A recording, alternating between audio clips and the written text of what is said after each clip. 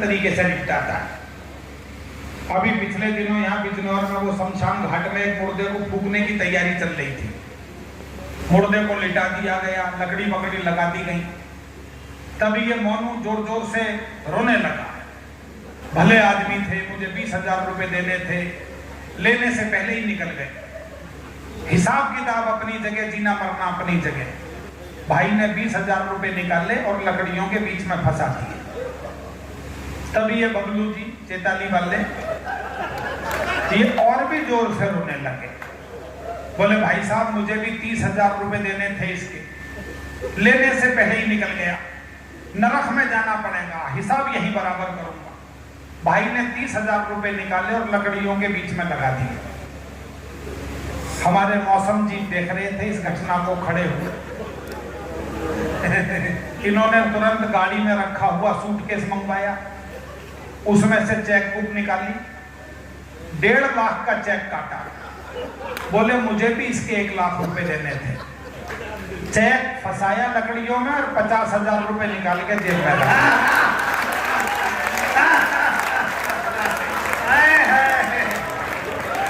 ये सारे लोग मिलकर ताली बजाओ, ये असली देशभक्ति है, असली देशभक्ति है। ये दो लोग हिंदुस्तान की करेंसी का नुकसान करना चाहते हैं तो भाई ने बचाया, करेंसी बचनी चाहिए। अच्छा मैं सच बात ये बताऊं आपको, मैं बहुत आया आपके बीच और अद्भुत है ये शहर, अद्भुत। इतनी देर से हम कविता सुना रहे, भाई ने एक फोटो नहीं खींचा हमारा, कभी मोनू का, कभी ललित जी का, कभी राजीव जी का, कभी चंद्रशेखर जी का। इसे पता है भाई को ये तो निकल जाएंगे, काम यही आएंगे, तो इसलिए इधर ही हमारा भी है। अच्छा चलो उसे बाद में डिलीट कर सकते हो आप, ऑप्शन सारे कैमरे में मौजूद है। अच्छा मैं तो एक सच्ची घटना बता रहा हूँ आपको। अभी पिछले दिनों की बात है, वो धामपुर के पास एक दंगल हुआ कुमार जी। एक पहलवान ने ओपन चैलेंज कर दिया, बोला इस गांव में मेरी टक्कर का कोई भी पहलवान हो तो मुझे कुश्ती में लड़कर हरा कर दिखाए, वरना आज पूरे के पूरे गांव की नाक कटी हुई मानी जाएगी। अगले का डील डॉल खली बली जैसा, देखकर ही कोई लड़ने को तैयार नहीं। तभी 4 लड़के इकट्ठे हुए, बोले भैया वो जो गांव के सबसे बुजुर्ग हैं 82 वर्ष के लाला जी व्यापारी आदमी, उनसे इलाज पूछो। उनके पास गए, सेठ जी बोले इमरजेंसी कंडीशन है, खुद चल के इलाज करूंगा। अखाड़े में आए पहलवान से, बोले मैं लड़ूंगा तेरे साथ कुश्ती। लड़कों ने माथा पकड़ लिया, चाचा अपनी उम्र देखो 82 साल की, कद देखो 5 फुट 2 इंच का। सेठ जी बोले चिंता मत करो, जिंदगी भर ऐसे ही निपटाएं, अभी निपटाता हूं इसको। जैसे ही पहलवान ने दाव मारने के लिए उन्हें कंधे पर लिया, अगलों ने तुरंत उसकी गर्दन में हाथ फंसा दिया और कान के पास मुंह लाकर बोले चित्त हो जा, 10 लाख रुपए दूंगा। कम तालियां बजाई आपने, ज्यादा ताली बजाने वाली बात थी भाई। लड़ाई नहीं, झगड़ा नहीं, कोर्ट नहीं, कचहरी नहीं, काम वही हो रहा है जो होना चाहिए। विष्णु भैया बोले चित्त हो जा, 10 लाख रुपए दूंगा। पहलवान ने तिरछा होकर देखा उनकी तरफ तो एक बात और बोल दी, साले 100 कुश्ती लड़के भी 10 लाख नहीं कमा सकता जिंदगी। भाई ने पूरे इलाके की तरफ से समझा दिया। पहलवान की समझ में 1 सेकंड में बात आ गई। सेठ जी को घेरने के चक्कर में ऐसा गिरा, खुद ही चारों खाने चित्त हो गया। अगले दिन सुबह पहुंच गया उनके घर पर, बोले लाओ 10 लाख रुपए। लाला जी ने मुंह फेर लिया दूसरी तरफ, बोले किस बात के? पहलवान बोला जी आपने कल अखाड़े में वादा करा था, बिजनौर वालों समझ जाओ तो अंतिम श्रोता तक तालियां मुझ तक पहुंचे। पहलवान बोला जी आपने कल अखाड़े में वादा करा था। सेठ जी बोले वो तो अखाड़ा था, तू अपना दाव मार रहा था, मैंने अपना दाव मारा।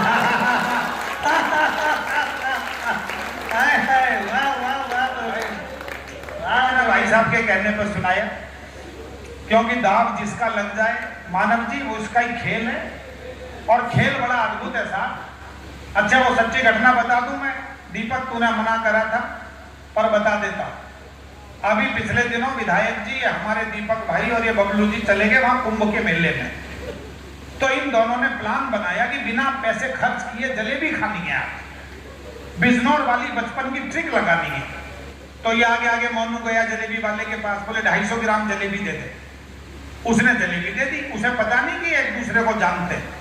पीछे पीछे बबलू जी चले गए, इन्होंने कहा 250 ग्राम जलेबी मुझे भी दे दे, उसने इन्हें भी दे दी। अच्छा, मेले में भीड़ भाड़ लगी हुई थी। थोड़ी देर में इसने मोनू ने कहा, भाई तेरे यहाँ भीड़ भाड़ बहुत है, इस भीड़ भाड़ के चक्कर में मैंने जो 100 रुपए दिए तुझे वो मत भूल जाना। तो जलेबी वाला बोला 100 रुपए आपने तो नहीं दिए मुझे, आपने कब दिए 100 रुपए? तब तक ये बबलू जी कहने लगे, भाई तुम अपने झगड़े में मेरे 500 रुपए मत भूल जाओ। तालियां बजा दो थोड़ी सी, मुझे शुरू होना। अब जलेबी वाले ने इनसे कहा, भाई 500 रुपए आपने भी नहीं दिए। फिर उसने सोचा सबके मना करूंगा तो ग्राहक कहेंगे दूसरे, यार सभी थोड़ी झूठ बोल रहे हैं, तू ही झूठ बोलना। तो उसने सोचा कम नुकसान पे मामला निपटाया जाए। तो उसने तुरंत कहा कि भाई साहब आपने तो 100 रुपए दिए थे, इन्होंने 500 रुपए नहीं दिए। बात कसम धर्म पे आ गई। जब गंगा जी है ना, कि हम घाट पे गंगा जल को स्पर्श करके आए, गंगा जल हाथ में लेकर बबलू जी ने कसम खाई, इस गंगा जल की, कुंभ के मेले की, गंगा के किनारे की कसम खाकर कहता हूं, जैसे पैसे इसने दिए वैसे ही पैसे मैंने भी दिए। तो तालियां थोड़ी सी बजाइएगा, मुझे थोड़ा सा शुरू हो। एक दो छंद सुनाता हूं मस्ती के, आनंद के, उनके साथ सुनिएगा जुड़कर, आपको आनंद आएगा।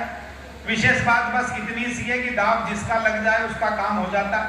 जैसे हमारी दिल्ली में केजरीवाल का लगा, और ऐसा लगा कि भाई पंजाब तक पहुंच गया।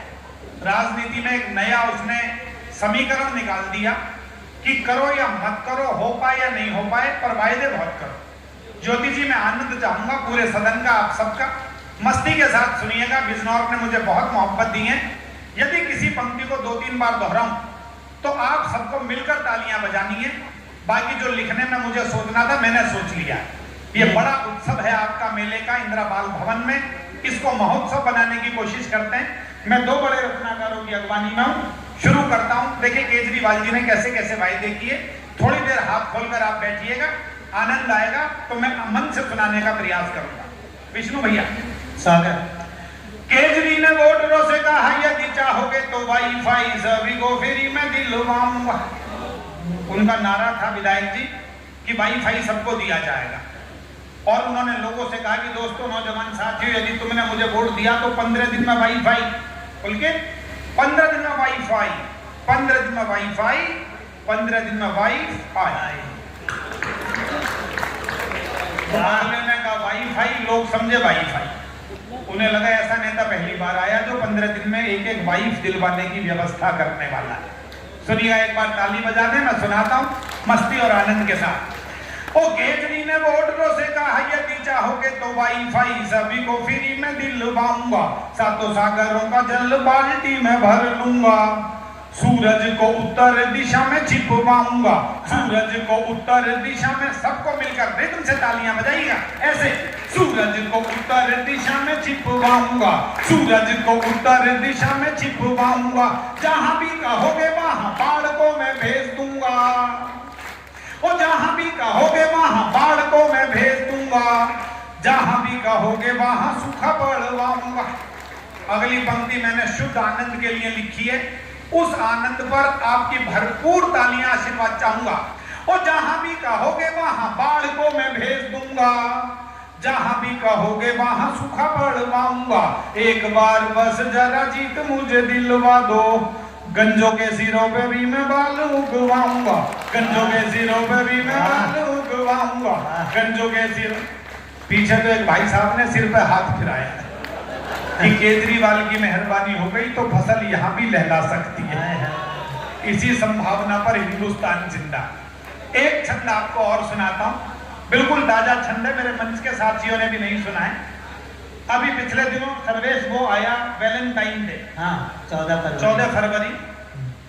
बहुत सारे दिन आते हैं उस समय, hug day, rose day, propose day, chocolate day.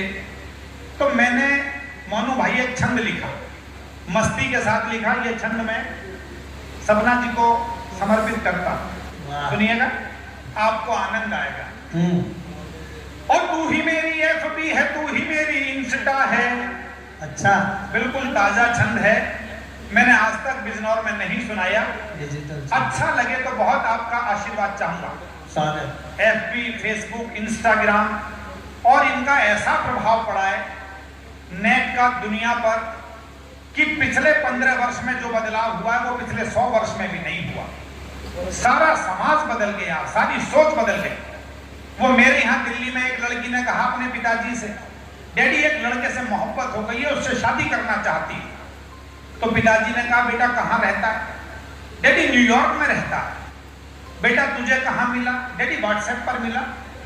WhatsApp पर मुलाकात हुई, फेसबुक पर बात हुई, इंस्टाग्राम पर प्यार हो गया।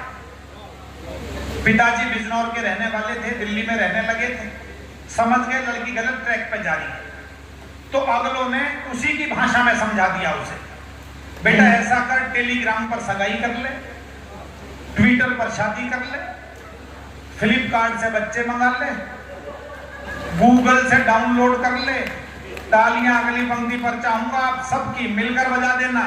बोले और उसके बाद भी पति पसंद नहीं आए तो साले को OLX पर भेज दे। स्थिति ये हो गई। तब मैंने लिखा और तू ही मेरी FB है, तू ही मेरी इंस्टा है, साइट भी तू ही मेरी और मेरा नेट तू, हाथों में लेकर हाथ हम दोनों साथ साथ, घूमे माल रोड पर दे दे मुझे डेट तू, घूमे माल रोड पर। जरा तीसरी बार सुना रहा हूँ, हाथ उठाकर एक बार मुझे ऊर्जा दीजिएगा। घूमे माल रोड पर दे दे मुझे डेट तू, घूमे माल रोड पर दे दे मुझे डेट तू, तू ही ताज मेरा और मुमताज भी तू मेरी, ओ तू ही ताज मेरा और मुमताज भी तू मेरी, कुतुब की गिल्ली तू है, इंडिया का गेट तू। अगली पंक्ति पर बहुत आपका मन, आशीर्वाद, प्यार, मोहब्बत, तालियां चाहूंगा। एक पंक्ति में मैंने आनंद की बात कही है विष्णु भैया, ओ तू ही ताज मेरा और मुमताज भी तू मेरी, कुतुब की किल्ली तू है, इंडिया का गेट तू, चॉकलेट दिवस पे क्या तू चॉकलेट, तुझे 60 किलो की है खुद मेरी चॉकलेट तू, 60 किलो की है खुद मेरी चॉकलेट तू, 60 किलो की है खुद मेरी चॉकलेट। एक दो छंद आपको और सुनाता हूँ। आपको बहुत बहुत बधाई देता हूँ आपकी मेला उत्सव समिति को, आपने कवि सम्मेलन का कार्यक्रम रखवाया, वरना आजकल भाई साहब दूसरी तरह के कार्यक्रम ज्यादा हो रहे हैं, क्योंकि हमारे खाने पीने बोलने चालने में हर चीज में परिवर्तन आता जा रहा है। विष्णु भैया मैं तो अभी पिछले दिनों दिल्ली यूनिवर्सिटी में घूम रहा था, अचानक एक सज्जन आते हुए टकरा गए, बोले इधर से मेरी लड़की को जाते हुए देखा है क्या? मैंने कहा जी लड़की वड़की कोई नहीं थी, हाफ पैंट बनियान में सिगरेट पीता हुआ एक लड़का जा रहा था। बोले वही तो मेरी लड़की थी। मैंने कहा आप उसके बाप हैं क्या? बोले शटअप, मैं उसकी माँ हूं। लड़के लड़की की बात छोड़ दो, माँ बाप तक का पता नहीं लग रहा। ऐसी स्थिति में मैंने कुछ छंद लिखे हैं। आदरणीय बहुत सारी मातृ शक्तियां बैठी हैं, माताएं बैठी हैं, बहनें बैठी हैं, सपना मंच पर बैठी है। मैंने हमेशा देखा वो सांस्कृतिक भारतीय वेशभूषा में रहती हैं। सुंदरता से मेरा कोई विरोध नहीं है, लेकिन कोई महिला ब्यूटी पार्लर में जाए, वहां से तैयार होकर आए और उसे देखकर ऐसा लगे किसी दूसरे ग्रह का प्राणी हिंदुस्तान की जमीन पर उतर आया है, तो एक हास्य व्यंग का कवि क्या कल्पना कर सकता है। मैं दो तीन छंद मस्ती के आनंद के आपको सुनाता हूँ। मैं सर्वेश भाई दोबारा गया दिल्ली यूनिवर्सिटी, तो मैंने देखा वो एक और लड़का लड़की पार्क में बैठे हुए थे। अचानक लड़के ने लड़की से कह दिया आज की शाम तेरी जुल्फों की छांव में आराम करना चाहता हूँ। इतना सुनते ही लड़की ने नकली बाल उतार के हाथ में पकड़ा दिए। बोले शाम छोड़, 1 महीने तक आराम कर लियो, मुझे भी कोई जल्दी नहीं है। जब ऐसी ऐसी सुंदरियां बाजार में आ गई तो 2-3 छंद सुन लीजिएगा, बड़ी श्रृंखला है, मैं केवल 2-3 छंद आपको सुनाऊंगा, आनंद लीजिएगा ऊर्जा के साथ। मुझे बहुत अच्छा लग रहा है और सबसे बड़ी बात यह है कि 2 वर्ष के बाद आपसे जो मिलन हो रहा है एक अच्छे वातावरण में, दिव्यता और भव्यता के साथ हो रहा है। मैं उसे प्रणाम करते हुए ये छंद सुनाता हूँ और मंच का बहुत बहुत आशीर्वाद चाहूंगा, बहुत बहुत मन चाहूंगा। जितना समर्थन आपका मिल रहा है उतना ही भारी भरकम समर्थन पीछे से भी मिल रहा है। भैया जी भी बहुत तालियां बजा रहे हैं, उनको भी प्रणाम करता हूँ। सुनिएगा, सुंदरी और उसने क्या विचित्र वेशभूषा बना रखी है, हास्य व्यंग के कवि ने क्या क्या कल्पनाएं की। शुचि जी बस थोड़ी देर में खत्म करेंगे। अच्छा, फोटोग्राफर ने एक आंख मीच कर कहा जी से खींचता रहूं वो पोज लगती हो तुम। बिजनौर वालों, पूरी दुनिया में मेरे ये छंद लोकप्रिय हुए। किसको वो सुंदरी कैसी लगी? हास्य व्यंग के अद्भुत छंद हैं। मैं आदरणीय पवार जी को समर्पित करता हूं। उन्हें बहुत ये बहुत वो उन्होंने प्यार दिया इन छंदों को, और आपकी भी भरपूर तालियां चाहूंगा। ओ फोटोग्राफर ने एक आंख मीच कर कहा, जी से खींचता रहूं वो पोज लगती हो तुम। खाट पे पड़े हुए मरीज ने कहा कि मुझे जीवन बचाने वाली डोज लगती हो तुम। जी तालियां कहना कीजिए। जीवन बचाने वाली डोज लगती हो तुम, जीवन बचाने वाली डोज लगती हो तुम। माली बोला बार बार सूंघने को मन करे, ओ माली बोला बार बार सूंघने को मन करे, नया नया खिला रेड रोज लगती हो तुम। अगली पंक्ति सर्वेश जी को समर्पित कर रहा हूं। उनकी मस्ती के नाम आपको लगे पंक्ति सही जगह समर्पित की है तो सर्वेश अस्थाना के लिए और पंक्ति के लिए मिलकर तालियां बजा सकते हैं आप। ओ माली बोला बार बार सूंघने को मन करे, नया नया खिला रेड रोज लगती हो तुम। लार टपकाते हुए सर्वेश कहने लगे, भूखा 4 दिन से हूँ भोज लगती हो तुम, भूखा 4 दिन से हूँ भोज लगती हो तुम, भूखा 4 दिन से हूँ भोज लगती हो तुम, भूखा 4। एक छंद सुनिएगा विशेष। पवार जी ने जब ये सुना तो उन्होंने कहा कि प्रवीण इस पंक्ति की तो कल्पना ही नहीं की जा सकती जो तुम लेकर आए। क्या बात है बिजनौर वालों सुनना, और आपको लगे कि हास्य व्यंग में एक नए ढंग से मैंने बात कही है तो बहुत बहुत आपकी मोहब्बत चाहूंगा। विष्णु भैया देखिए किस ढंग से बात आई है। कोरोना से जितने मरीज यहाँ पीड़ित हैं, पंक्ति लगे दिल पर ठक से तो आशीर्वाद जरूर दीजिएगा। ओ कोरोना से जितने मरीज यहाँ पीड़ित हैं उनको जरूरी वैक्सीन लगती हो। फूल लगती हो, चांद लगती हो, खुशबू लगती हो, ये बहुत सुना होगा। वैक्सीन लगती हो ये हास्य व्यंग वाला ही कह सकता है। बिल्कुल। ओ कोरोना के जितने मरीज यहाँ पीड़ित हैं उनको जरूरी वैक्सीन लगती हो तुम। लाखों अखियों में काले काले मेघ गिरते हैं, जब भी जरा सी गमगीन लगती हो तुम, जब भी जरा सी गमगीन लगती हो तुम। प्रॉपर्टी डीलर हड़पने को आतुर है, रियल एस्टेट एजेंट ओ प्रॉपर्टी डीलर हड़पने को आतुर है, लफड़े की उनको जमीन लगती हो। अगली पंक्ति किसी का नाम नहीं है लेकिन आप अपने हिसाब से समर्पित करके समर्थन करते हैं। ओ प्रॉपर्टी डीलर हड़पने को आतुर है, लफड़े की उनको जमीन लगती हो तुम। खांसते खखारते पड़े हुए जो खटिया पे, ऐसे घूसटों को भी हसीन लगती हो तुम, ऐसे घूसटों को भी हसीन लगती हो तुम, ऐसे सुंदरी घूमती घूमती संसद भवन के पास पहुंच गई। उसे अलग अलग राजनेताओं ने देखा। देखिए राजनीति में से हास्य निकालता हूं और बहुत सलीके से बात कहने का प्रयास करता हूं। व्यंग के विसंगति के बड़े कवि हैं सर्वेश बाबू। तो सर्वेश बाबू देखिए किस ढंग से बात आई है। ओ कांग्रेसी तुम्हें देख देख के पुकारते हैं, इंदिरा जी जैसी तस्वीर लगती हो। आदरणीय मौसम जी, मैंने बड़े एक्सपेरिमेंट किए अपनी कविताओं में। पिछले दिनों मैंने कल्पना की देश में एक साथ बहुत सारे नेताओं की गाड़ियां खराब हो गई, बहुत सारी गाड़ियां खराब हुई, उन्होंने गैराज में ठीक करने के लिए भेज दी। बहुत सारी गाड़ियां एक साथ आई तो गैराज के मालिक ने यह सोचकर कि मैं कंफ्यूज ना हो जाऊं, प्रत्येक गाड़ी पे नेताजी का नाम लिख दिया। बाद में मैकेनिक ने गाड़ियों की खराबी चेक की, उसने नाम के नीचे गाड़ी की खराबी लिख दी। बिजनौर वालों विशेष बात यह कि खराबी नेताजी की नहीं है, उनकी कार